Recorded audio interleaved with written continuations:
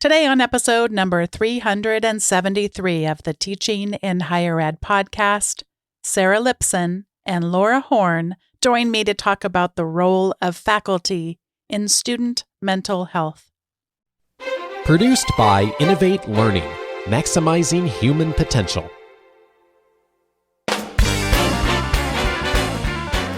Welcome to this episode of Teaching in Higher Ed. I'm Bonnie Stahoviak, and this is the space where we explore the art and science of being more effective at facilitating learning. We also share ways to improve our productivity approaches so we can have more peace in our lives and be even more present for our students.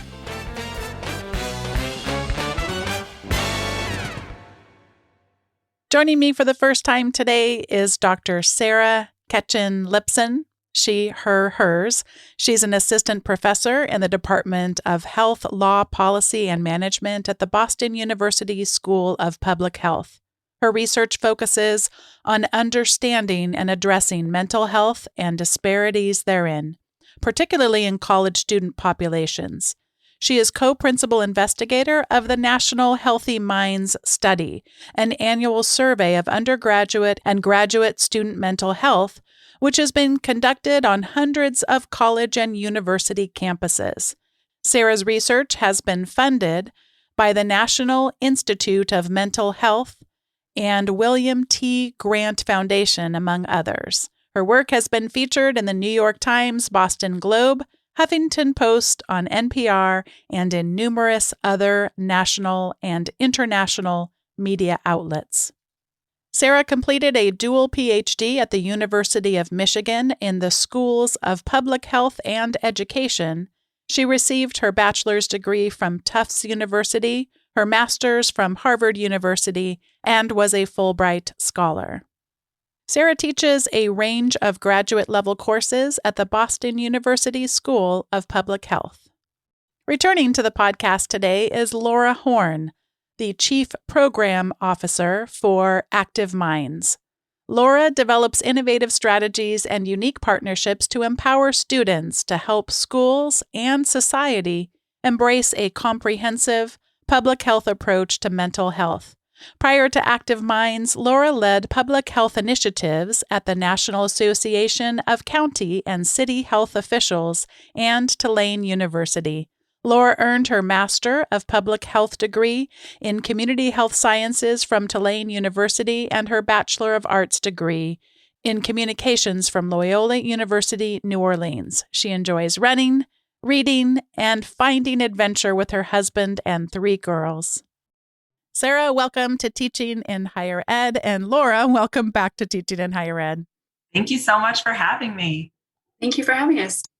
As we begin our conversation, what can you tell us about the student mental health trends that you're seeing going on in your research?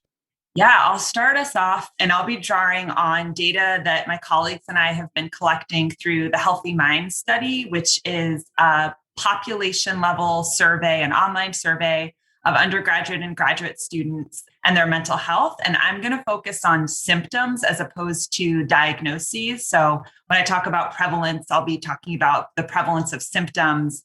And maybe later on, we can talk a little bit about kind of treatment seeking and help seeking. But in this case, I'll talk just about prevalence. So what we've seen in over 10 years of collecting data through the Healthy Minds Study, and this comes from over 400,000 students across the country, is a significant increase in the prevalence of depression, anxiety, eating disorders, suicidality every year in the survey. And in particular, over the last 5 years, so since about 2016, we've seen an even sharper increase. So I'll put some numbers behind this, and we use validated screening tools. So I'll talk about depression and anxiety. And so for depression, we measure symptoms using a 9-item screening tool called the Patient Health Questionnaire.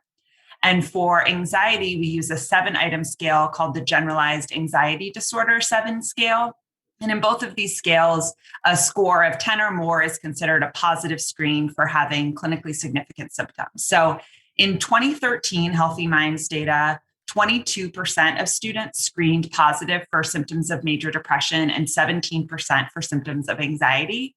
So already, if you stop and just kind of back up and think about that, that's around 1 in 5 students in 2013 who had clinically significant symptoms. That's really troubling. In 2016, those numbers were 25% for depression and 21% for anxiety. So we've seen an increase, but not a major increase. And then going from 2017 to 2018, up and up to our most recent semester of data from fall of 2020, where 39% of students screened positive for symptoms of depression and 34% for anxiety. So 2013, it was 22% up to 39% in 2020, and then 17% to 34% for anxiety. So roughly a doubling of prevalence, and the prevalence was already quite high in 2013. And we've really seen an increase over the past 5 years in particular. Those are, of course, marked increases. And to make it even more troubling, what can you tell us about how those increases got distributed among certain populations? Yeah, so we certainly see large inequalities in terms of prevalence rates, particularly for LGBTQ students, so sexual and gender minority students who have significantly higher prevalence rates overall. And there's a lot of kind of system level risk factors in terms of discriminatory policies that shape those inequalities, a lot of opportunities for prevention and trying to advance equity, which this being Pride Month in June is exciting to have even more attention on this topic and trying to create equity in mental health for LGBTQ populations. I think college settings are a really important place to start with that. Some of the other bigger inequalities that we see are in terms of who's actually accessing services. So I can transition to talking about some of the inequalities in help seeking, if that would be helpful. Oh, absolutely. I know we want to talk a lot about that. You piqued my interest a little bit, and I'm almost afraid to ask the question because I am so interested in the answer, and I know we have so much to talk about today. But you talked about discriminatory policies. Are there a couple that really come to your mind in the forefront of, wow, people aren't thinking about this enough and aren't realizing the ways that our structures are impacting things? Yeah, definitely. So name change policies are one really key set of policies. So if students are not able to change their preferred name in the campus record in the student information system, that means that every interaction they have with the campus, whether that's the faculty member in a new class that they're enrolling in or a visit to the health center, they're going to be dead named. They're a name that they no longer use is going to be used to refer to them. And there's a lot of evidence in other settings around how dead names are detrimental for mental health, and conversely, how using people's preferred names and pronouns is protective for trans and gender nonconforming youth mental health. There are a number of other kind of key policies related to campus resources and buildings. So whether there's, gender neutral or gender inclusive restroom options for students on campus, whether student health insurance covers hormone replacement therapy, even whether the campus has a non-discrimination policy that's inclusive of protections against gender identity and gender expression. A lot of campuses have protections against discrimination around sexual orientation, but fewer around gender identity and gender expression. Those are a few of the key policies that come to mind. And there's so much variation across the country in terms of the policies that campuses have in place. And Laura, is there anything that you wanted to add around this broader question of the student mental health trends before we look at the student academic performance? Yeah, I think of course we saw, an increase in mental health issues during COVID. But I think what it's really important to emphasize is, as Sarah has mentioned, the increase in need for mental health services, the disparities that existed were there before COVID, will be there after. And we hear at Active Minds just a great interest among students in being a part of solutions and being a part of discussions on campus around what's being done to impact these issues. Students are just as aware as anybody that mental health issues should be a priority on their campus. And I think often we see a big need for universities to not only invest in mental health services, but also think about how they're communicating back to students about what's being done to address it. Mm-hmm. So this is all really helpful to lay a foundation. Sarah, what can you tell us then about how these inequities, how this system affects student academic performance? Yeah, so I think for a long time, we've had these two really separate conversations about equity and persistence and retention in higher education and equity in terms of mental health. And really what our team at Healthy Minds and many of our partner organizations are trying to bring those two conversations together. And it's not a reach to bring those conversations together. It makes a lot of sense. So the same groups of students who are the least likely to be able to access care when they're struggling with their mental health. So these are students of color and first-gen low-income students, as well as international students, but focusing particularly on students of color. First-gen low-income students have significantly lower rates of mental health service utilization, controlling for symptom level. Those same populations have the lowest rates of persistence and retention in higher education. And there are some really key shared risk factors like financial stress, which has been amplified by the pandemic, and that's going to affect both persistence and retention, as well as student mental health. So I think, really trying to bring these two conversations together to advance equity, both in mental health and academic persistence and retention, is just really should be a shared goal. And then I'll also say, kind of stepping back a little bit, what we know about the relationship between student mental health and academic performance. So my colleague, Daniel Eisenberg, has led research, longitudinal research over time, tracking students and looking at how their mental health predicts their academic performance, so their GPA, as well as whether they stay at the institution and graduate. And I think the key finding from that work has been that depression is associated with a twofold increase in the likelihood of dropping out or stopping out of college. So, a significantly higher likelihood, twice as likely if you have depression, to not persist in higher education. And so there's a really strong return on investment or kind of economic case for investing new resources in mental health prevention and intervention and treatment, given that we know there are effective approaches out there and we're likely to be able to retain students and therefore, retain that tuition. Colleges and universities, I think now more than ever, many are in very precarious financial situations, and investing in mental health is actually one of the strongest investments that institutions can be making in terms of that return. I can add to that, Bonnie, and share that what I also find is interesting is that we know that mental health impacts what happens in the classroom, like Sarah has spoken to, but also what happens in the classroom impacts mental health. And during COVID, especially, we asked students about what was most impacting their mental health, and were surprised to learn that it was related to their academics, and specifically uncertainty around how flexible expectations may be for a student who is struggling with their mental health. And we don't typically think of what happens in the classroom or within the relationship between a faculty member and their students as an opportunity for mental health intervention. But it has been a learning for us at Active Minds, especially emphasized by the unique challenges of COVID. But I think also, even outside of COVID, that flexibility and compassion from faculty really can go a long way towards supporting a student's mental health. And so I really agree with Sarah and her findings here that there's definitely an opportunity among faculty to support student well-being. And it's never been more important than now. There's a body of research in the realm of the scholarship of teaching and learning that does look at some of the disparities. You talked about the populations that much of this research looks at: first generation students, students of color. And while we have to be careful, of course, in putting our research minds to questions like this, it's not causation, right? But there are some real market differences that can take place when we go from a class that would be traditionally relying on lecture as a method of teaching to using, for example, active learning, and more specifically, something called retrieval practice, where you're practicing retrieving the information from your brain and challenging and working at that more than you are taking in information more passively, to oversimplify things.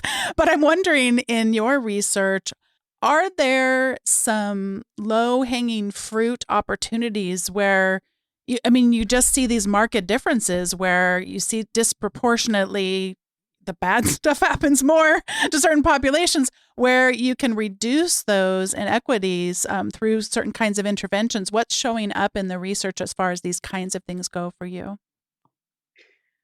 I will share a little bit. I think this is an area where we could maybe use more research. I know from talking to students, the strategies that they recommend are not that different. In the last semester or so, we've really focused on supporting BIPOC student mental health. And the strategies that were kind of elevated by young adults as important to them are a lot of the ones that we had already identified. So hearing from faculty about mental health resources and services in the classroom, making sure that there's cultural competency training available for faculty and staff so they understand the populations that they are serving and can better understand when they have challenges that they're facing. I've been thinking a lot about the role that faculty can play in creating environments that are just conducive to student wellness. So it's, that's kind of the basic first step. And I think there's some really low-hanging fruit. Like, one of the things that I say to colleagues is, what time are you making assignments due? If you're making an assignment due at 9 a.m., students are going to pull an all-nighter. If you're having an assignment due at midnight, they're going to work through dinner. If you have an assignment due at 5 p.m., that's likely one of the healthiest times. It might be different at a community college or a school where a lot of folks are working full time. But either way, the point is just to be intentional about the time that is selected. And then in COVID and in general, having flexibility, it's, the effects of COVID are disproportionately distributed across the population. So it is, students of color and low-income students who are by far the most likely to have either had a family member who's sick, to have lost a loved one, to have had to, pitch in some other way to financially support a family. And all of those things, affect a student's ability to show up and perform their best in a classroom. And so building in flexibility, and it depends on the discipline and the class structure, but whether that's, you get to drop your lowest assignment, or for me, I really laid out a clear process with students where I was trying to eliminate any shame in asking for an extension. And so saying, like, here's the process. It's simple, it's uniform, it's not a mystery. Here's how you do this. And my hope for you is that you can ask for an extension with plenty of time in advance. Of course, if something happens day of that prevents you from completing something, that's a different story. But if you know a week ahead of time or 4 days ahead that you're not going to meet this deadline, know that there's a person at the other end of this email, me, or at the other end of this Zoom conversation, who's going to give you the benefit of the doubt and give you that extension. So I think the sort of the shame and fear that students had to feel on top of the stress that COVID created and that online learning created is one piece that faculty can reduce through just, articulating, here's the process for asking for an extension. And I'm trying to build in flexibility and acknowledgement of the fact that this is a really challenging time. I think there are a lot of other things that faculty can do, but those feel like really quite low hanging fruit that I think every faculty member could stop and say, that's something I can implement in my classroom. Anne-Marie Perez wrote in a blog post that she titled "Looking Back with Sadness," and it was so powerful. She talked about exactly the thing that you're talking about, Sarah. I'm actually just going to read from her words because I can't do it justice. She wrote, "As a friend who was first-generation academic told me, first-gen students like her got where they are by following the rules. It would never have occurred to her that, quote, no late work accepted had an unwritten caveat of, unless you've had a serious emergency. This brought home to me in my early days of teaching at CSU Dominguez Hills when I was meeting with a student to discuss her final paper and her grade for the class.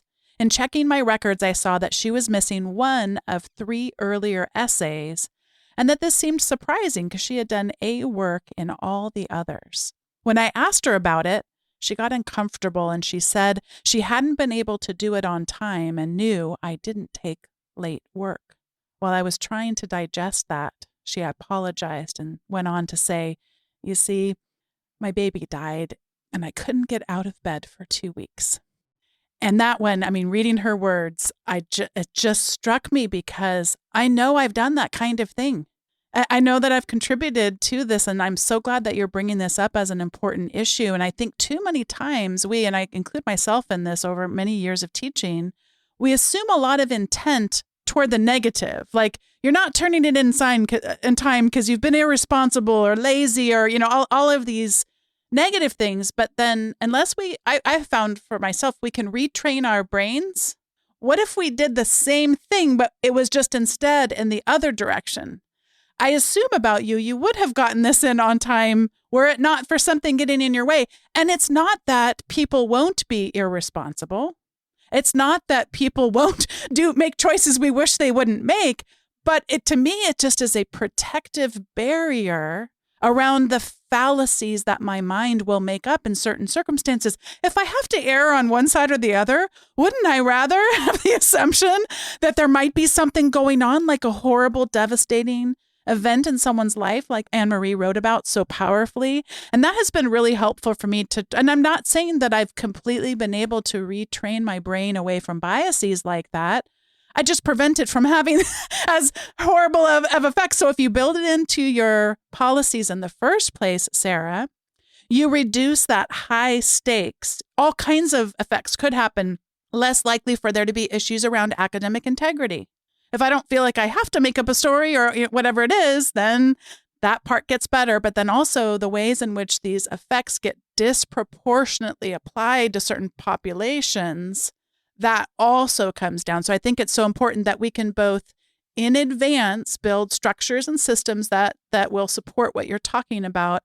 And then when something happens, rather than sending out the email, how dare you, this is whatever, like not the accusatory, but always asking the question from more of a helpful tone, a curious tone, an information seeking tone. I mean, it really, really can make such a tremendous difference. Thank you so much for sharing those examples. Laura, I don't know if you have any others that you'd like to share just around this idea of the ways that we can then try to set up systems and structures and approaches that will better foster the kind of equities that we really want to design into our teaching and into the ways that we approach students.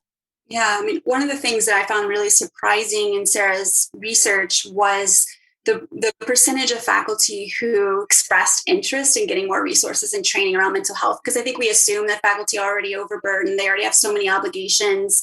They don't want just one more thing added to their plate. But I think her research shows that they already are basically in that role of supporting students' well-being, whether they knew they would be or not before they entered the field. And so how can we equip them with practical solutions for doing that? And the work that Active Minds did with AQ in creating our guide, Creating a Culture of Caring, really puts forward solutions that faculty validated as feasible for them and students validated as meaningful to them. And it all really came down to basically what Sarah just shared is validation.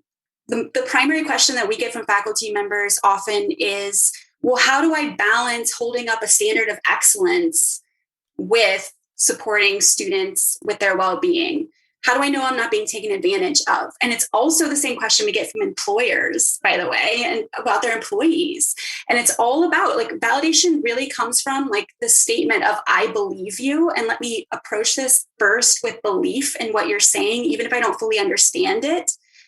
And then how can I just be human with you?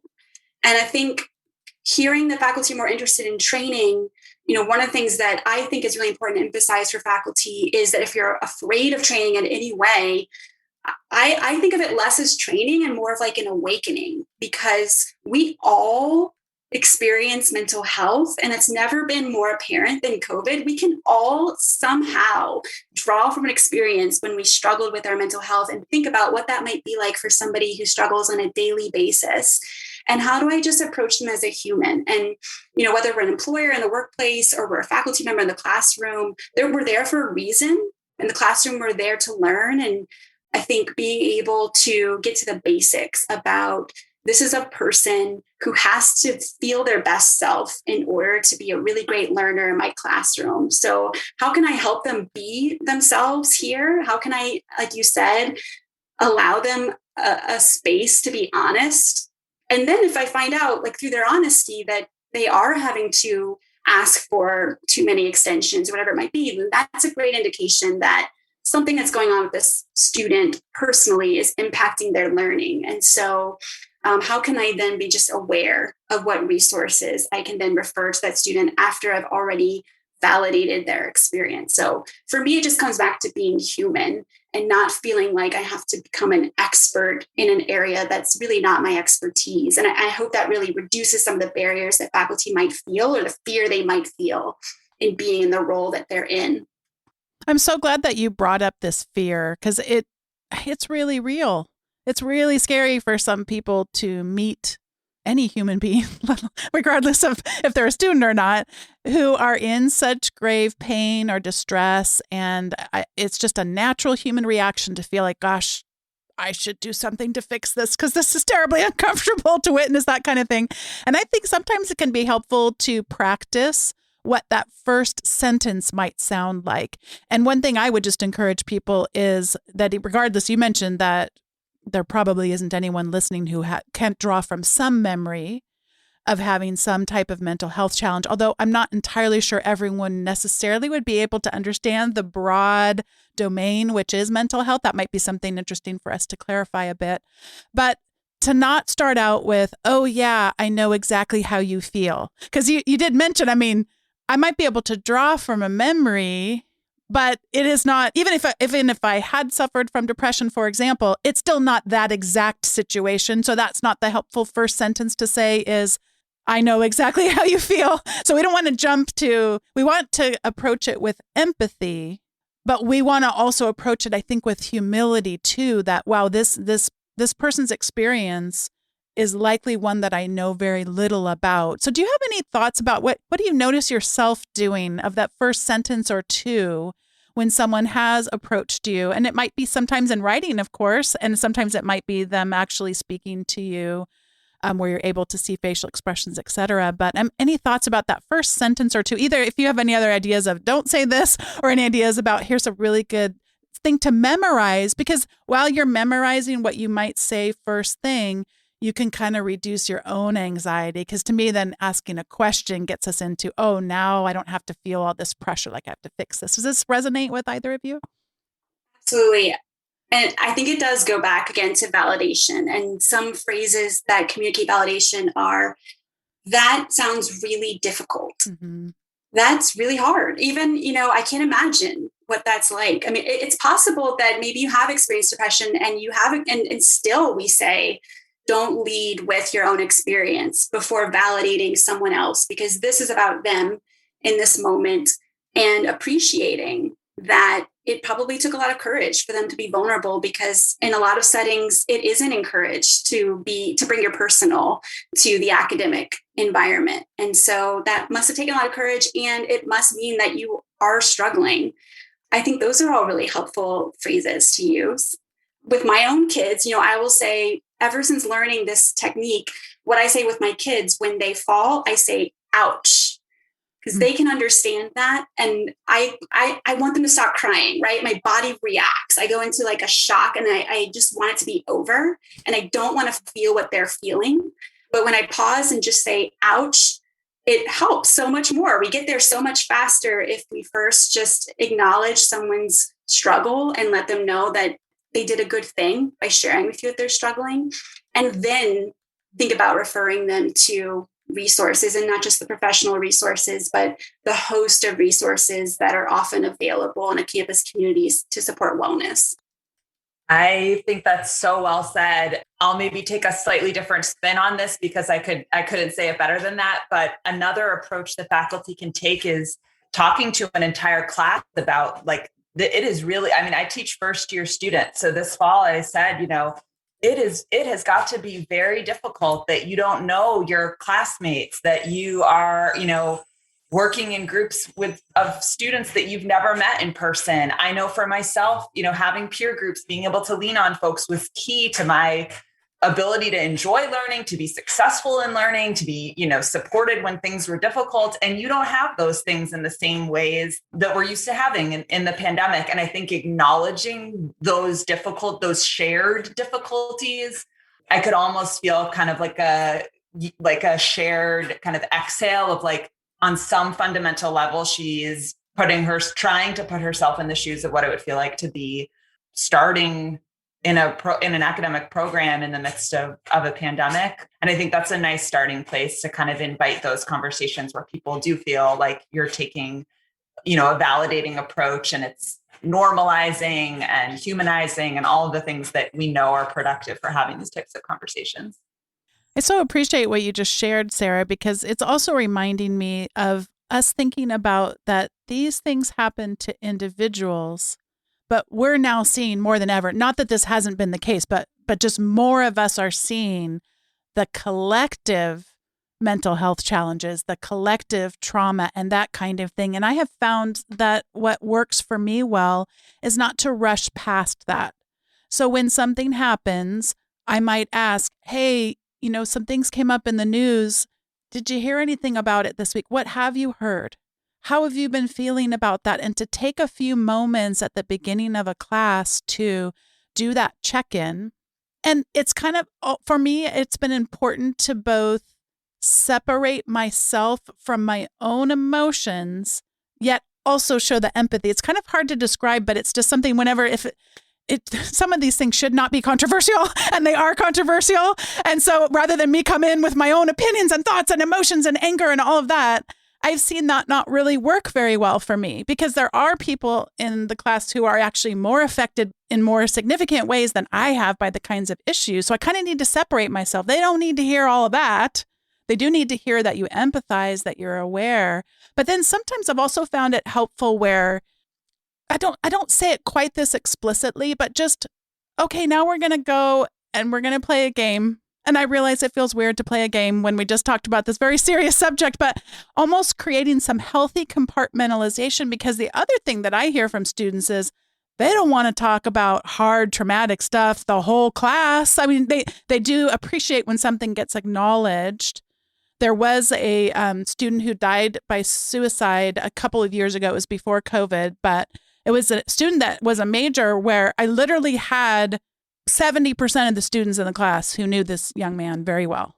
And so, we acknowledged it. Is there anything else you want to talk about? And kind of there, but then they didn't want to all stay in that place. It was kind of like, but then we just kind of transitioned and we're going to get back in. And I found that to be something that to me feels like acknowledging both those individual experiences as well as the collective ones. And then also being a safe place, trying to be a safe place where we can also have a little bit of fun and laugh, but not for the purposes of, oh gosh, I can't handle your feelings, but for the purposes of, wouldn't it be nice if we all kind of got to take a little bit of a break from it? I don't know if that makes any sense, or if that has showed up at all for you in your lives or in your research. Certainly the creating space for some amount of reflection. And one thing that I said, around election time in the fall was, on top of everything that's going on right now, it would be really almost impossible to imagine that everyone is coming into this classroom and has their 100% concentration on, that you're laser focused on what I'm saying and what your peers are saying, and that you read every word of what was assigned to you. And, that feels like an illogical assumption if you just step back and think about what's going on in the world and the stakes of this moment on top of everything. And so that's another moment where I felt like I could hear kind of an exhale of that does feel like a much more reasonable expectation for me, that I bring what I can to this class. And I think, one of the most important determinants of student learning is motivation. And so if you can tap into that and remind students, you're here because you want to be, you're here because you're interested in this material. Again, I'm giving you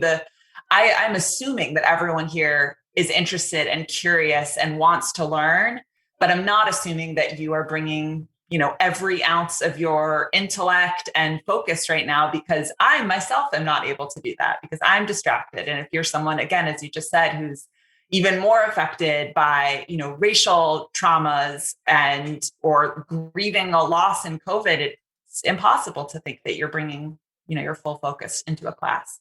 I love that part about that when we go into a thing like that, where we can assume that you're here because you want to learn, because boy, that's not an assumption we can count on everyone having made. And that's a wonderful way to enter into a space for learning. Michelle Miller, who's a cognitive psychologist, she wrote a blog post recently, which I'll link to in the show notes. she teaches classes like research methods and statistics. And so she kind of enters it the opposite of what you said. Is she said something about, I'm assuming you didn't choose, most of you, but by the way, some might, but I'm going to assume the vast majority of you didn't wake up one day hoping you could take a class about statistics, especially when it's for non-majors and it's harder for them to apply. But then she goes on to say, I guarantee you by the end of this class, you will wake up and be excited because when you see the magic, I don't know if she uses the word magic, but it was something, I'm just getting them excited about what the power of what they're about to learn. And that can really be infectious and set that stage. I love that. Well, I want to hear a little bit more about the findings from the faculty survey itself, specifically around what faculty shared with you about their own experiences in addressing some of these concerns or struggling to address them, and also their own mental health needs as well. So what can you tell us about that? So in spring of 2021, we had the opportunity to do a survey of about 1,700 faculty on 12 U.S. college and university campuses. This was an online survey in partnership with the Mary Christie Institute, the BU School of Public Health, the Healthy Minds Network. We had an incredible board of experts who helped advise us in developing the survey, and Laura was one of those experts. And it was funded by the Hazel and Betty Ford Foundation. So a lot of stars kind of aligned to make this possible. And we actually planned it even before COVID hit. And so it became an even more important topic as the timeline progressed. So we have data from 1,700 faculty. And what they show is that about 80% of faculty say that they have had one-on-one conversations with students about student mental health. So the majority of faculty are already having these conversations. That's kind of the starting point, really key to know. Yet, only about half of faculty actually feel confident having these conversations, feel like they have the tools to talk about, some of the things to kind of broach these topics in the ways that we've been talking about here on the podcast.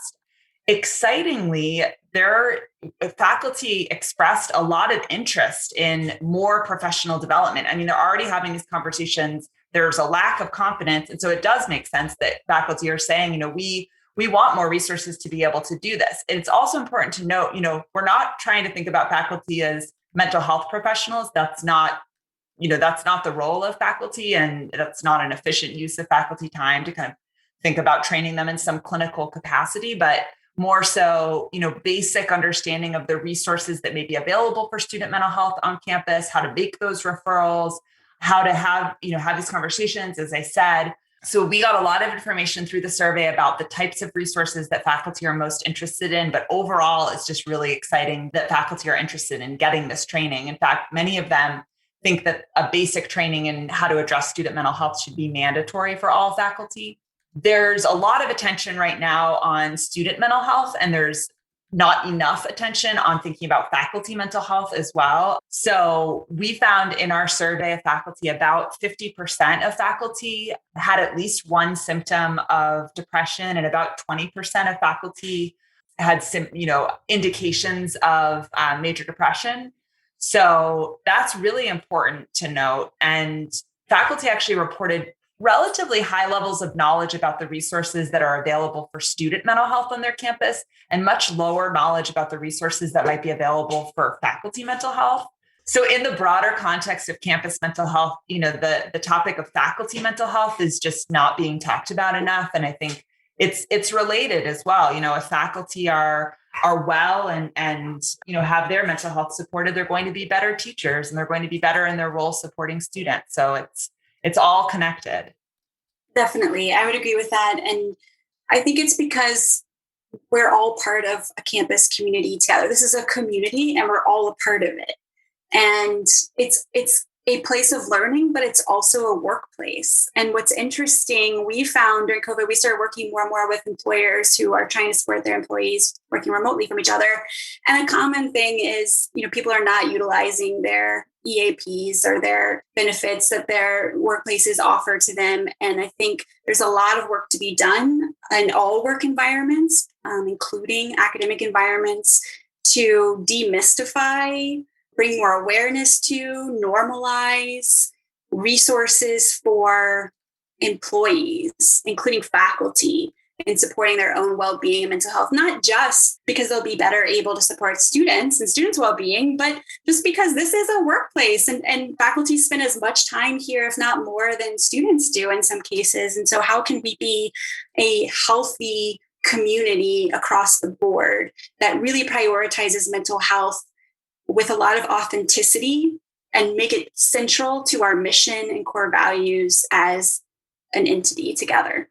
Before we get to the recommendation segment, I just wanted to ask a question about sort of what's next. And I realize neither one of you are futurists, but for myself personally, I think about so many of my colleagues are really in distress, and the distress that they're in, yes, some of it has been related to COVID, but I just find myself on almost a daily basis wondering how much of this is just parts of people's lives that I didn't ever get slices into. And because of the way that we're living now, I see them more.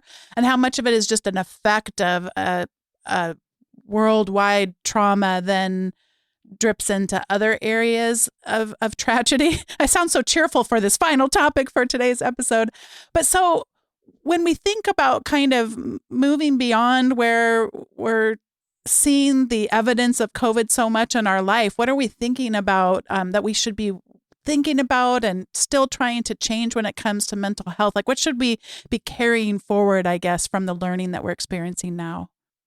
I know for us, we recently polled our network about what are they thinking post-COVID? Are they excited? Are they nervous? Most of us are feeling anxious. We're feeling like post-COVID life could be challenging. And an aspect to that kind of rose to the top was, I think many of us have experienced a lot more empathy and flexibility during COVID, and the ability to kind of do life at our own pace. And I think students especially have noted that and are hoping and wondering and not quite sure if all that will still be available post-COVID. What will it be like come August or September when we're back in school? Is everyone going to be in a rush to just assume things are normal and just go back to the way things were because it was really traumatizing to be part of COVID and we just want to go back to the way things were? But actually, a lot of students want to make sure that mental health is still a priority, and they want to be able to have flexibility to do work at their own pace and to ask for accommodations. When it comes to faculty, I worry about faculty and what they've just experienced, because I don't know personally a lot of faculty members who would say they've experienced a lot of flexibility during COVID. And so for me on that level, I think we have only just begun to support faculty mental health, and there's so much more to do there. And it's really important that that continue to be top of mind. Per usual, I agree with everything that Laura has just said. I'll add one very kind of logistical next step. So we're continuing this work around faculty and staff. We're actually going to expand the survey to include staff, and we'll be surveying them about their own mental health. And then our mission with the Healthy Minds Network is really to collect data that can be used by campuses to affect change. So having data from faculty and staff on campus has the potential for institutions to do exactly what Laura just said and really prioritize that. Before we get to the recommendations segment of the show, I just wanted to take a moment and thank today's sponsor, and that is Text Expander. If you've been listening to Teaching in Higher Ed for a while, you already know this about me. One of the first things I install on a new computer or a new device is Text Expander. It saves me so much time. What Text Expander does is it uses commonly used text, whether it's something that's harder to remember, like for me, my work phone number, or something that requires a lot of customization, but is essentially the same thing. Like every set of show notes for Teaching in Higher Ed has the episode number, the guest number, what's the name of the show, what is the category that the episode should be posted in. And that I get prompted for that through a snippet where I just type in TIHESN as in Teaching in Higher Ed show notes.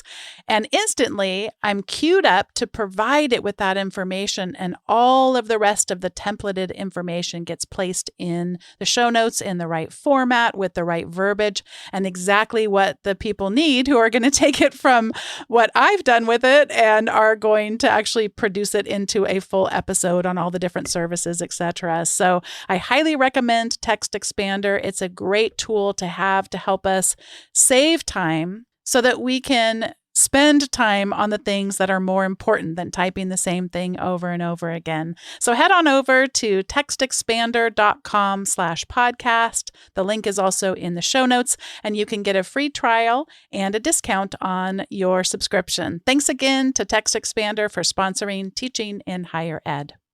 We're going to change up the order of our recommendations because, and Sarah may not know this, but on a recent episode, Phil Newton recommended that people get a dog. And Sarah has just gotten a dog. And I don't know if there's any correlation here, if she's going to maybe recommend that we get a dog, recommend that we don't get a dog. But during her recommendation, we may hear what it is like to have a dog. And that's okay, because that's through the magic of audio. And people like feeling like they're with us right now. So we're with Sarah as she's going to give us her recommendation as her dog, Ranger, shares in the background what it thinks about her recommendation. So my recommendation does not have directly to do with getting a dog, though I do endorse that. My recommendation is for a podcast that I love called Beautiful Stories from Anonymous People, or Beautiful Anonymous. And it is a 1-hour podcast hosted by a comedian named Chris Gethard, who is actually, his focus is on mental health. And that's really kind of what his career in comedy has been built around, transparently talking about his own mental health. And this podcast is a 1-hour unscripted conversation with someone who just calls in and randomly gets through and has a chance to talk to him. So it's kind of slice of life and comes out every Tuesday. And I don't think I've missed an episode in 5 years. Oh my gosh, that sounds amazing. That sounds great. Well, I'll share my recommendation and then I'll pass it over to Laura, who can close us out. My recommendation is for a book by Angie Thomas. And some of you might have heard of Angie Thomas from her amazing bestseller, The Hate You Give. This is a powerful prequel for that book, and it's called On the Come Up. I have read both books, and it has been such a long time since I've recommended a book on this podcast, and it is not because I don't love books. It's because apparently I can't read them anymore, but it captivated me so much. I read the entire thing in less than a day, and that is really hard to do. It was over a holiday weekend, but it's still really hard for me to do. I tend to find I like shorter, easier to get through kinds of things, have trouble with the longer concentration, but that was not an issue here. It was one of those things I got so captivated where I just could not wait to pick up my device to start reading the next section of it. It's so very good. So it's called On the Come Up, and I'll just read a little bit of the description and then I'll pass it over. So 16-year-old Bree wants to become one of the greatest rappers of all time, or at least win her first battle. As the daughter of an underground hip-hop legend who died the night before he hit big, Bree has got massive shoes to fill. And it just talks a little bit about her life and about music and about the challenges that she experiences. And it's just a wonderfully captivating, important story. And if you liked her first book and you read it, it's great. Even if you didn't read her first book, it wouldn't be important because, again, it's a prequel. That's kind of how prequels work. So you could actually start with On the Come Up and then still read the book that turned into a movie. The Hate You Give was a movie and everything. So you could have the best of all worlds. So that's my recommendation for today. And Laura, I'm going to pass it over to you to close us out with your recommendations. Great. I'm going to recommend a website called Upwork. It's upwork.com. And this is a platform that connects freelance workers to businesses. And lately, I've been on the hunt for a graphic designer for a specific project, and I've had a lot of trouble because all the graphic designers I've reached out to have been busy with work, which I'm really happy to hear that graphic designers are being supported. But someone told me about this website, Upwork, and I already have 15 proposals to this project. And some of them look really, really great. And it basically saved my project. And if you're a freelance writer, designer, whatever it would be, and you're looking for work, I also recommend Upwork to you to post a profile about yourself and get connected to jobs from all over the country. Oh, thank you so much. Thanks to Laura. Thanks to Sarah. Thanks to AQ for connecting me with both of you. What an important conversation that you had today and that I know you're continuing to have in your work. I'm just so grateful for what you do and thankful that you could contribute your time and expertise to us today. Thank you so much for inviting us to be part of this conversation. I really enjoyed it. Thank you, Bonnie. Thanks once again to Sarah Lipson and Laura Horne for joining me on today's episode of Teaching in Higher Ed. Thanks also to each of you for listening and for being a part of the Teaching in Higher Ed community. If you have yet to subscribe to the weekly updates, that will come into your inbox and will provide an overview of the most recent episode, as well as the information from the show notes and some quotable words and additional recommendations that don't get shared on the show. So head on over to teachinginhighered.com/subscribe to subscribe and receive that weekly update. Thanks so much for listening, and I'll see you next time.